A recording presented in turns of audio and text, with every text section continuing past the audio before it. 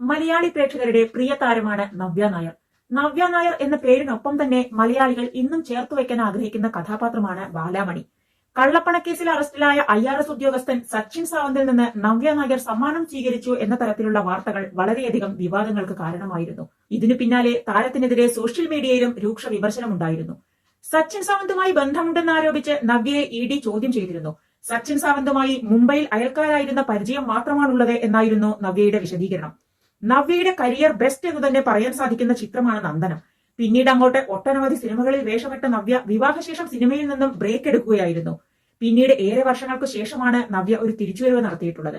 24-ാമത്തെ വയസ്സിലായിരുന്നു നവ്യയുടെ വിവാഹം. ബിസിനസ്മാൻ ആയിരുന്ന സന്തോഷാണ് നവ്യയുടെ ഭർത്താവ്. വിവാഹത്തിന് ശേഷമുള്ള ഇടവേള അവസാനിപ്പിച്ചുകൊണ്ട് നടിമാർ അഭിനയത്തിലേക്ക് വന്നാൽ ഉടനെ എത്തുന്ന ചോദ്യമാണ് ഭർത്താവുമായി വേർപിരിഞ്ഞോ എന്നുള്ളത്. എന്നാൽ അത്തരത്തിലുള്ള ചോദ്യം നേരിട്ട താരമാണ് നവ്യയും.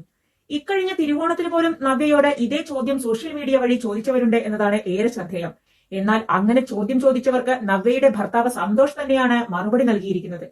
നവ്യയ്ക്കും മകനും ഒപ്പമുള്ള ചിത്രം പങ്കിട്ടുകൊണ്ടാണ് അവർ തമ്മിൽ അത്ര രസത്തിലല്ലേ, ഇരുവരും വേർപിരിഞ്ഞോ, ഓണത്തിന് പോലും പിക്സ് ഇട്ടിട്ടില്ലേ എന്ന് ചോദിക്കുന്നവർക്കുള്ള മറുപടി സന്തോഷ് നൽകിയിട്ടുള്ളത്. ബീച്ചിൽ നിന്നുള്ള ഒരു ചിത്രം പോസ്റ്റ് ചെയ്തുകൊണ്ടാണ് സന്തോഷ് ഏവർക്കും ഓണാശംസകൾ നേർന്നിട്ടുള്ളത്. അതേസമയം സോഷ്യൽ മീഡിയയിൽ ഏറെ സജീവമാണ് നവ്യ. ജാനകി ജാനിയാണ് നവ്യ നായരുടേതായി ഏറ്റവും ഒടുവിലിറങ്ങിയ ചിത്രം. IRS ഉദ്യോഗസ്ഥൻ സച്ചിൻ സാവന്തിന്റെ പേരിലുള്ള അനധികൃത സ്വത്ത് സമ്പാദന കേസുമായി ബന്ധപ്പെട്ട് നടി നവ്യ നായരെ ED ചോദ്യം ചെയ്തിരുന്നു. സാവന്തുമായി ബന്ധം കണ്ടെത്തിയതോടെയാണ് നവ്യയെ ചോദ്യം ചെയ്തത്.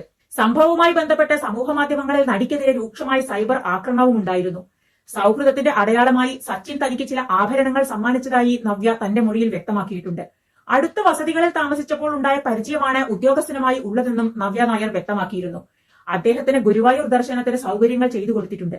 മറ്റു ബന്ധങ്ങളോ സൗഹൃദമോ ഒന്നുമില്ല. കുഞ്ഞിന്റെ ജന്മദിനത്തിന് സച്ചിൻ സമ്മാനം നൽകിയിട്ടുണ്ട്. താൻ ഉപഹാരങ്ങളൊന്നും സ്വീകരിച്ചിട്ടില്ല. ഇക്കാര്യങ്ങളെല്ലാം EDയെ അറിയിച്ചിട്ടുമുണ്ട് എന്നുമാണ് നവ്യ നായർ വ്യക്തമാക്കിയിട്ടുള്ളത്. കുറ്റപത്രത്തിന്റെ ഭാഗമായി നവ്യ നായരുടെ മൊഴി പ്രത്യേകം ED കോടതിയിൽ സമർപ്പിച്ചിട്ടുണ്ട്.